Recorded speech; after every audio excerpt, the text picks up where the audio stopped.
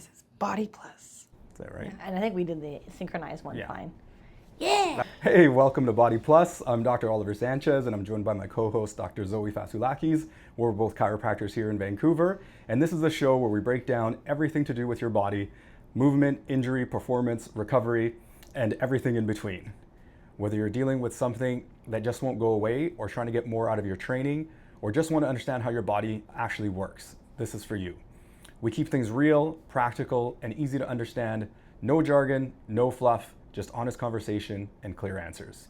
We'll be sitting down with experts, athletes, and practitioners who are actually in it day to day, people working with these problems in real time. So whether you're new here or coming back, we're glad you're here. This is BodyPlus. No more, move better. So today we're joined by one of our coworkers, Dayna. Welcome. Thanks for having me. So Dayna works here at Foundation Body Lab, and she is an acupuncturist here. She has been practicing for around 8 years, if that's correct. Yep. Yeah, and she's been here at FBL since 2023. 3 years. 3 years, yeah, 3 years here. Actually, on the day almost. Wow. And so for her schooling, she has her acupuncture diploma from McEwen University in Edmonton. Did I pronounce that right? McEwen. Yep. Good job. And then she moved to Victoria, where she completed her doctorate of traditional Chinese medicine. Mm-hmm. While living in Victoria, she also practiced there, and then she moved back to Edmonton to work for a few years, and then moved here to Vancouver, and now Vancouver is what she calls home. Yes. Much better city to be in than Edmonton. Yeah, 100%. So for her treatment approach, she combines both Western and Eastern philosophies, focusing on pain management, sport injuries, women's health, facial acupuncture, and in general, just helping people stay active for the long run. So today we're going to get to know Dayna a little bit better, talk about acupuncture, a bit of facial acupuncture, recovery, stress, etc., and a little bit about what it's like building a career in this space in healthcare. So yeah, Dayna, welcome to the podcast. Thanks for having me. Get another person to join us and Exactly. stuff. So before we get into your treatment philosophy, we're just going to ask a few questions to get to know you a bit better. So starting from the beginning, you grew up on a cattle farm in Alberta, which is kind of unique, right? I don't think very many people can say that. Especially from Vancouver. Yeah, Yes. definitely not. I did not grow up in any livestock nearby. But with that being said, and that sort of being your background and where you started from, how do you think that influenced maybe where you are now, like in a holistic healthcare point of view? Yeah, actually, I get this question a lot. They're like, how did you end up here? So yeah, I grew up on the farm. Everything that we ate, a lot of it came from the farm. So my mom would always grow a garden every year. The beef we had from the farm. So I always had some sort of connection to nature. And my mom would also bring me to the health food store once in a while, which I thought was such a magical place. Growing up, I never actually had acupuncture or naturopathic medicine, nothing like that. So I wasn't really introduced to it, which is surprising that I'm here now. Yeah, different. Different for sure. Yeah, never had anything like that. But yeah, I think we just growing up, I learned to appreciate nature, and I just thought everything was very magical. Seeing how plants grew and the power of plant medicine and the health food store. I just thought it was so cool and fun. So my mom always knew I had a little bit of a passion for that type of stuff. And so yeah, she's kind of the one who got me into acupuncture. Okay. But we'll get into that later. So you started your career journey in Edmonton before moving to Victoria, like I mentioned before, and then pursuing traditional Chinese medicine. What was that like for you, going from schooling in Edmonton to then being in Victoria? It was something I always wanted to do. I always knew, since I was young, that I wanted to eventually move to BC. So yeah, I was ready. I was excited. I basically finished acupuncture school at McEwen, and I was 22 when I finished and I was licensed. And I was like, this is it. I'm so young. I felt like I had so much more to learn and do. And there's a really great school in Victoria for the Doctor of Chinese Medicine program. So I was excited. Once I got licensed, it was 6 months later, I moved to Victoria. So I knew I wasn't done yet and I wanted to go learn more. So yeah, it was an exciting journey, but scary at the same time. I didn't know anyone. Yeah, that's pretty big. Not a single person. Big change. So yeah, moved there, and I was there for 2 more years, and I just dove into the studies. Yeah. So yeah, it was great. I was ready for it, but it was fun. So Dayna, you're trained in acupuncture and traditional Chinese medicine, and you blend Eastern and Western medicine approaches together in your treatments. What motivated you to combine both philosophies instead of just using one? So I found that when I went to school, I didn't really fit in with the very traditional theories. I'm a very science-based person. I like answers. And before I did my acupuncture, before I got into my acupuncture diploma, I was actually studying sciences, and that was kind of my plan before going into acupuncture. I was just going to get my science degree. So going in, I didn't really understand, I guess, all the Chinese medicine theory when there wasn't like a black and white answer. Yeah. So I found ways to kind of understand it deeper by combining more like Western theory with the Eastern theory. And then I was able to make a connection. But Chinese medicine is a lot of, big theories, and you could go down many different rabbit holes, and there's not always an answer. So I found ways to understand it from a Western medical perspective. And then I kind of like translate it to Chinese medicine. Yeah. And then I'm able to kind of find a middle ground. So, yeah. So I know that movement is not only important as something you, I guess, preach in your work, but also a lifestyle that you live by. And I think you mentioned that you think movement is like a key to longevity. So how much do you believe that philosophies or that movement is important factors into how you treat people? So in Chinese medicine, movement is what moves qi and blood, which is very important for overall balance in your body. Like that's like the philosophy of Chinese medicine.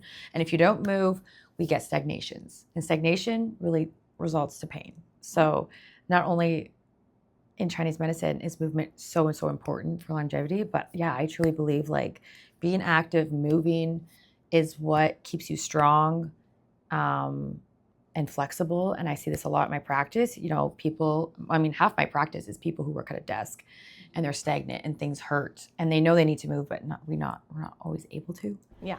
But everyone knows that we have to. So yeah, like stretching, movement is what's going to move that blood, keep the muscles warm.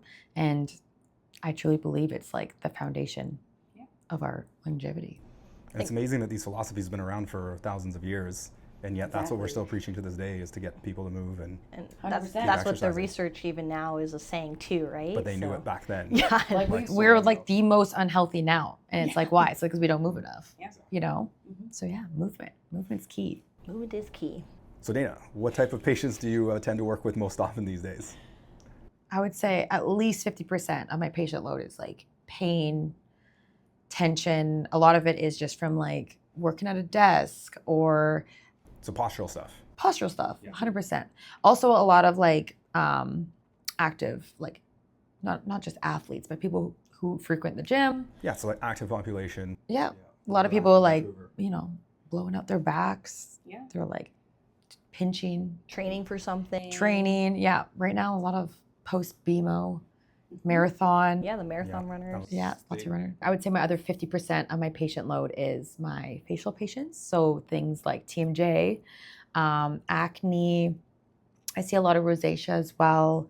And not only that, but just stress and burnout. People just like to like come in and just like melt away and zen out. So Decompress. decompress. Especially us parents, we need to decompress. 100%. Can imagine. So let's get into acupuncture a little bit more. I know a lot of people are interested in getting acupuncture, but they actually don't know what's involved with getting treatment. It all depends what we're working on, essentially.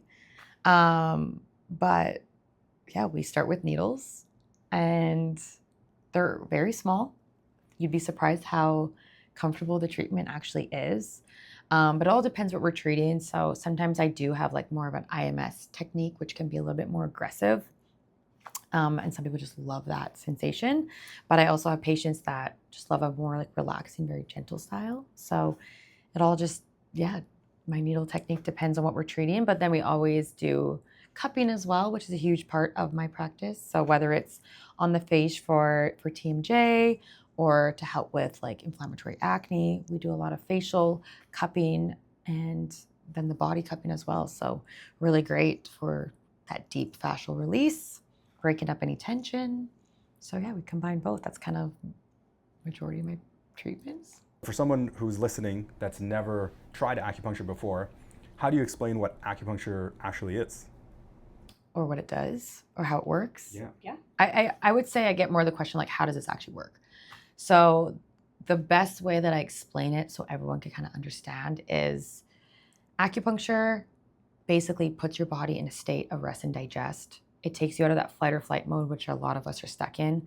It naturally reduces cortisol levels. It naturally reduces your blood pressure, and it stimulates your parasympathetic nervous system. So when your body's in that state of rest and digest, it's able to, heal and balance whatever is imbalanced. So you're basically just setting up your body for success to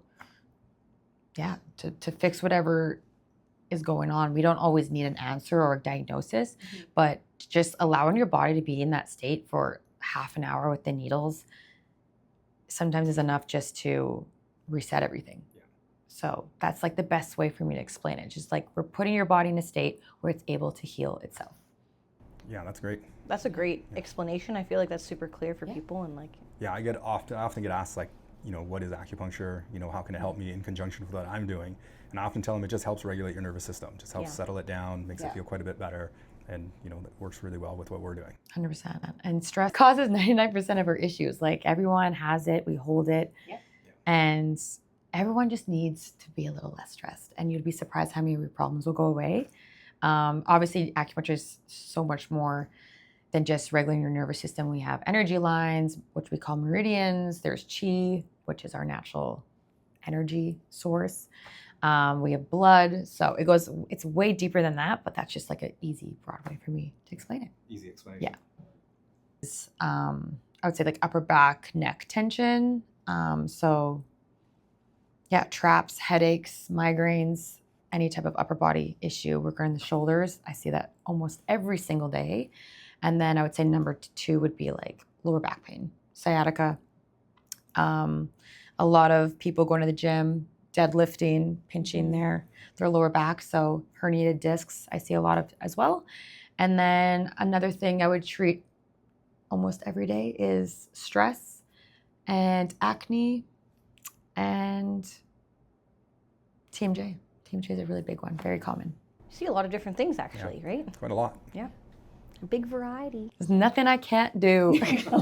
I can treat it all. Dayna, what are some misconceptions about acupuncture that you hear all the time, or like a number one most common one, would you say? That's a good question. That it hurts more than it really does is probably number 1. Yeah, I can see that. Yeah, and I get a lot of it comes from IMS or seeing a physio for giant needling, and I get it. Like that's very aggressive. It's a very aggressive type of needling. It's not acupuncture, by the way. Okay. People always say, I got acupuncture, but they got IMS. It's not acupuncture. Not the same. So different needles, right? Yeah. Completely different needles. Yeah. They're thicker. They are more. The technique. The technique is different. The technique is different, and mind you, I do some IMS, but yeah, it's way more gentle. You'd be so surprised how small these needles are. Once they're in, they're comfortable, and if they're not comfortable, we fix it. So it doesn't have to hurt. It shouldn't hurt, but you do want to feel something. So I don't like to say that it's pain-free, but if it's painful, we could fix that. It shouldn't be painful. It should be comfortable. Yeah. Yeah. I feel like that's what my experience was when I've also got needles for me. Yeah. Like you want to feel something. A little stimulus, but doesn't need to be like excruciating pain. But essentially, I want you to get into that relaxation mode. I want your cortisol to like drop. So if you're in a state of pain and uncomfortableness, like it kind of defeats the purpose, exactly. right? It's So not gonna be the same. no, we want to get things in and stimulated, but we want you to also zen out. Yeah. So in terms of in the more recent years, or maybe even just over your career, are you finding that more people are open and willing to try acupuncture compared to before? 100%. Even when I started studying Chinese medicine when I was 18 or 19. So that's like 10 years ago plus 12 years. I don't even know how long, but people thought I was crazy. Yeah. Like I would always get like, does it even work? What is it? Some people call me witch doctor. Now, like everyone knows what it is. I don't have to, not that I had to sell it, but I had to educate a lot more in the past. Now I'm like, everyone knows what it is. Everyone wants it. It's honestly the best time to be an acupuncturist because people they're educated now. They're they're getting caught up with the times, I guess. So yeah, 100%. People are way more open, and people have benefits, and they understand now the importance of using them. So yeah, I would say 1,000%. And with that, since you've practiced in Edmonton and you've practiced here, do you see a difference in how people approach acupuncture over there versus here? Yes, 100%. Now I'm sure it's different now that, like, again, I started in Edmonton like 10 years ago, so it's obviously different, and I'm not sure what it was like here that long ago. But yeah, Vancouver, I mean, everyone knows it's more of a health hub. West Coast. Yeah. People are way more active, way more, they prioritize their health here. So I found when I moved here, I didn't have to like sell it as much or like educate as much. People already had it incorporated into like their routine and their lifestyle. 100%. Where in Edmonton, it was very like unheard of and It's like unique. I believe an area that's becoming more popular lately, and even like myself, a lot of my friends have been asking, is about like facial acupuncture. And I know this is something that you've taken extensive training in, right? So, which is kind of cool. For someone who's never heard about this, or they're like, oh, I want to try, but I don't understand, how would you sort of describe it? Or like maybe saying like what would be a reason specifically to like book that for an appointment? Right. So basically anything that involves the face. So not only is facial acupuncture on the face, but we do treat the whole body. It's a head to toe treatment. So we look at the internal system first. We see like what else is in balance, because in Chinese medicine, the complexion is a result of the internal system. So, you know, if there's something else going on, we're not going to get the results we want with the face. So whether it's digestion, hormones, stress, whatever it is, we start with the body points first. We ground the body, we get that kind of sorted. And then, yeah, anything to do with the face. So maybe you're really stressed out. We're dealing with a lot of TMJ. You're clenching a lot. You're getting frequent headaches. You're getting frequent migraines. We're going to help relax that on the face. Hormones is a huge one. Lots of hormonal acne is something that I love to treat. So yeah, we're balancing those hormones and then directing the acne directly as well. So yeah, it's a wonderful treatment. And yeah, it's not just the face, it's a whole body, head to toe. When you've done it on me, like, you get like a little needle, maybe it was here in like the foot. So that's the grounding points. Yeah, exactly. Yeah, I recommend it to all parents. I think it's one of the best things that they can do, especially for the tension from headaches. It's like my number one most relaxing treatment. Like just being face up, your head's not smushed down.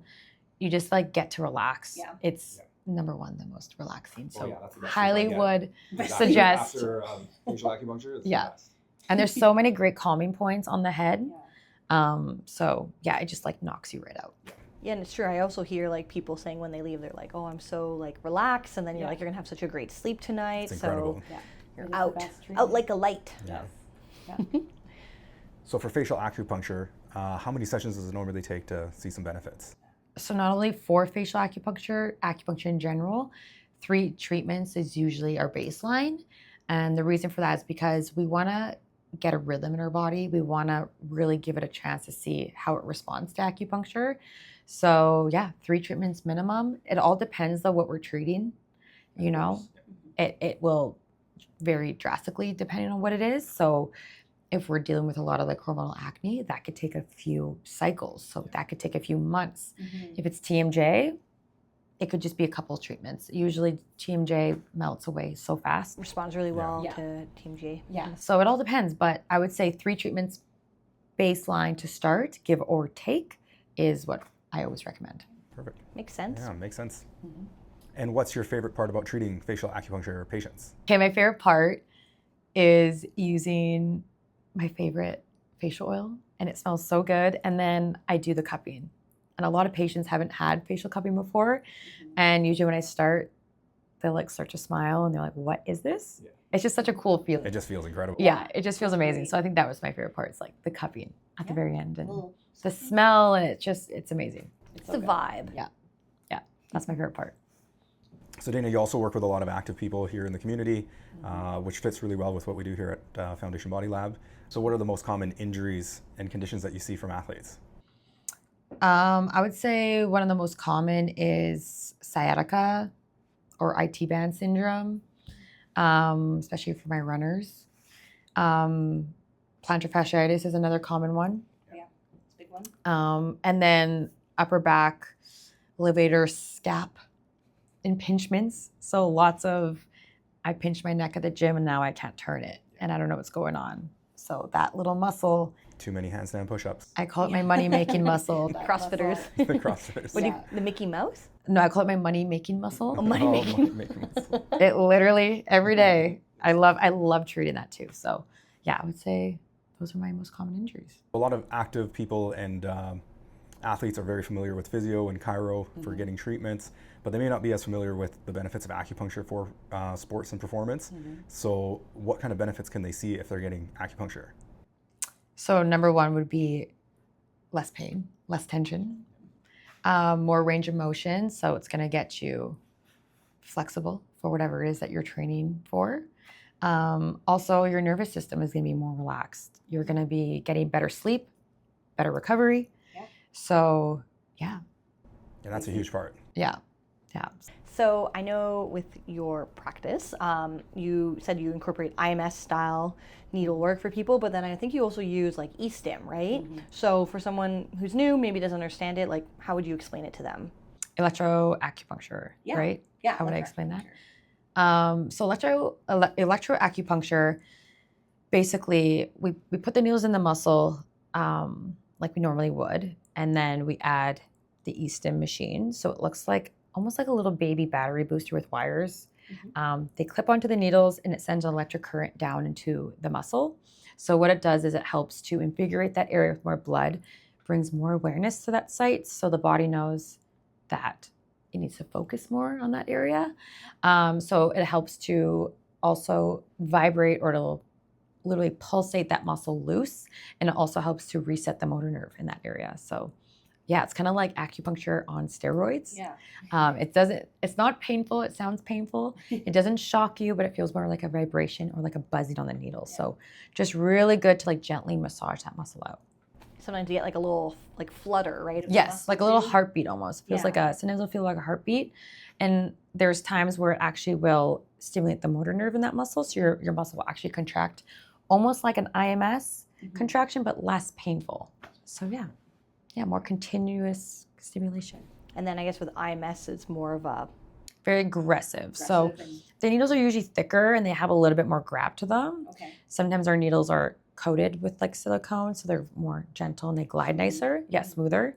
So the IMS needles are very grabby because they really want to be aggressive and stimulate that motor nerve. Okay. But their technique is they go over and over again until that muscle fatigues and then they take it out. So it's very quick, very aggressive. And then there's no retention. Where with electroacupuncture, or even my style of normal acupuncture with my motor point stimulation technique, we let the needle sit so it retains and it slowly melts away that muscle rather than like going at it at 100 miles an hour. Yeah. If that makes sense. So two different approaches, basically. Yeah, very different. Yeah. Yeah. like you mentioned, another big reason people see you is like stress, nervous system support. And we said a lot of people in general were all very stressed, Yeah. maybe overwhelmed, poor sleep, just feeling like burnout, right? So those are all common things people come to see you for. How does that show up like physically in a patient or a person that you treat? So in Chinese medicine, the liver organ system is what is most affected by stress.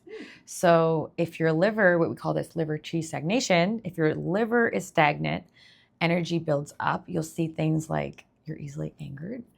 Maybe you have painful periods for women. You'll have lots of tension. A lot of people hold that stress in their shoulders. Poor sleep, especially waking up between the hours of 1 a.m. to 3 a.m. That's the time of the liver in Chinese medicine. So every organ has a clock. And that's the liver's time. So usually that's when the cortisol will spike and you will wake up. So that's another side. So like interrupted sleeps. Interrupted sleeps, but especially usually it's like the wake-in at the 1 to time. 3 a.m. Yeah. So interrupted sleeps. Yeah, and I feel like typically, like I think when people are really stressed, like it's always like Shoulders, trap neck. tension. I guess you did mention like TMJ. Oh, lots too. of, yes. TMJ, like lots of another one. clenching, migraines, headaches. Yeah. So yeah, Big areas. So yeah, stress pops up physically as well. it does.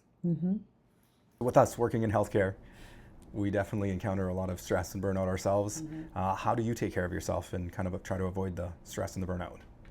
Well, I go to the gym. I love the gym. So I work out at least 4 times a week. So that keeps me accountable. I have my routine. Movement is key. Yep. So yeah, I love my weightlifting, but I also go on a lot of walks. I'm a big walker, 10,000 steps a day. So yeah, just lots of movement and just like detaching, like don't check the phone, just be present. So yeah, I try to like be mindful of how much I'm like thinking about work, which is like all the time. Yeah. But just taking a minute to breathe. All right, Dayna, we've covered a lot today. So now we're going to get into our rapid fire section of the show where we're going to ask you some quick questions. You give us a response to the questions and we'll see how it goes. Okay. So the first one we're going to start off with is sauna or cold plunge? Oh, sauna, 100%. Yeah. Especially in Chinese medicine, we don't like cold, so sauna. Sauna all the way. Sauna all the way. Right.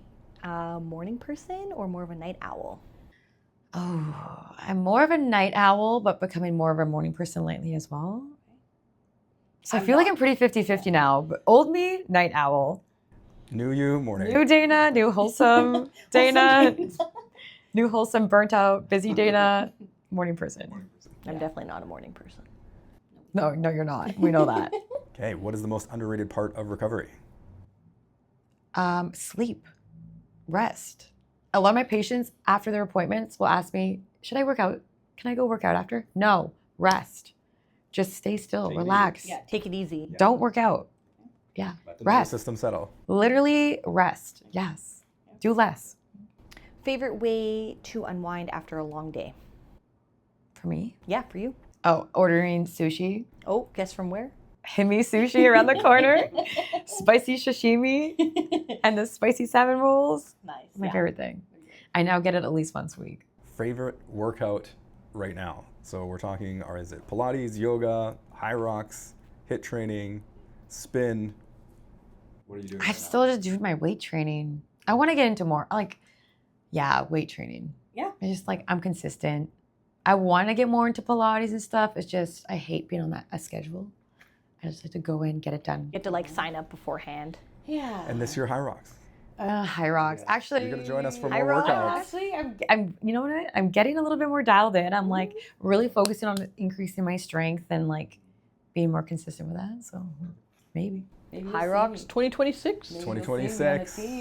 Yes. Because I'm more of an That's the High athlete Rocks now. More of an Oliver told me I wasn't an athlete last year. And She was not allowed to partake. She was not allowed to partake in. no, I was allowed to go train with them, but I wasn't allowed to actually perform with them. We were limited in We numbers. were limited in numbers. It was a numbers thing. It And in wasn't numbers anything- of male and female. Yes. Yeah, that's it. So this year, hopefully, we have a bigger team, Yeah. more people. We'll blame Who should we High do it? Rocks. We'll blame High Rocks. It's not our fault. What's a food or nutrition habit from traditional Chinese medicine that you think more people could benefit from? Oh, eat warmer foods, 100%. So my smoothie every morning's not good? Not good, especially for females. We want to eat warm foods, easy digestible foods, especially for breakfast, because cold in Chinese medicine lowers our core temperature. It stagnates our digestive system. Things aren't flowing as much. And naturally, girls, women, we do run cooler. So you're basically freezing what's already cold. So warm foods are going to allow qi and blood to flow easier. It's kind of like a car that has been preheated and warmed up. Things are going to flow better. Okay. So is that the same for drinking water as well? You want? Drinking water, yeah, they don't like ice. Chinese medicine hates ice. Ice drinks in every form. So Okay. But warm. I love my cold water. I drink my cold water too. cold Iced water. coffees. I know, balance, moderation. So incorporate a few cold Try to, or warm drinks here and there. yes, try to have more warm than cold Okay. in general every day. Okay. You know, so yes, warm foods. What is one thing that people would be surprised to learn about you? That I can milk a cow and drive a tractor. Everyone thinks I'm this prissy little city girl. I'm like, no, I can milk a cow. I can drive a tractor. I can do a lot of things you wouldn't think. I'm dirt. I grew up in the dirt. I'm not afraid to get dirty. Like, people just think I can't do any of that. I don't know. Yeah, that's a cool fact. Yeah. You'd be surprised what I can do. But yeah, I can milk a cow and drive a tractor. All right. Dayna, thank you. Yes. Thanks for finally joining. Thanks for finally joining. We're all done. They did have to convince me to do this, so no, I'm happy to be here. No. And no, thank you very much for coming on and Yes. like sharing a bit of your journey and your career and explaining your approach to acupuncture. It was very informative, and I Yes. learned some extra stuff too, to Exactly. be honest. Oh, I love it. No, thanks for having me. This was fun. And congrats on being our first guest. Yes. There's a First- high bar. Yes, you're going to set a high bar for everybody God. else. Now, yeah, we'll see how everybody else does. So that's a wrap for today's episode. Again, thanks to Dayna for coming on to the show. We appreciate you being here today. This is BodyPlus. No more, move better.